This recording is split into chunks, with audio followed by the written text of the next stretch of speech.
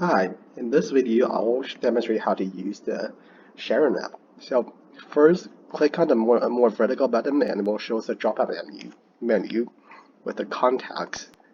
Once you click in, it will show us a list of the contacts. Once you add the add button, it will prompt a user dialog, a dialog showing the username and emails. For this one, we can have admin2@gmail.com and admin2@gmail.com. Once you save this, we'll show it on the list. See this one, admin2, and once we long click this, it will prompt us we'll switch the user this fragment again. We can edit it to be like admin3 and email to admin3. This one also works. We can save it again. Also, we can delete this contact as well. Sure. Then we switch back to the main activity.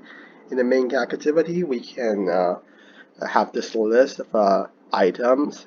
Once we click the add button, we can input the description of this item. For example, we have this like filter.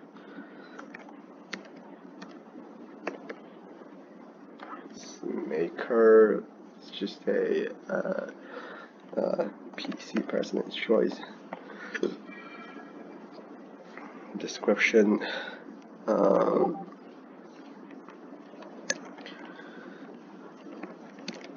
Please hold for filtering.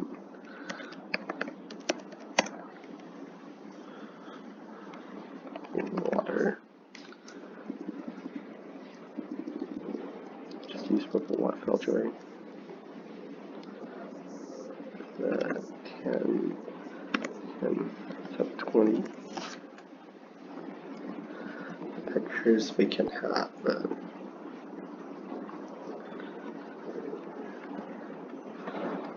Switch around. I'll just take this one. There we go. We click and save. There we go. Now it shows the status is available. Now, when we click inside, we can toggle this button to be borrowed. Let's set the borrower to be like a small kitten, and let's save it. Now let's see the borrowed item list. We have the filters, and that's it. Thanks for watching this video.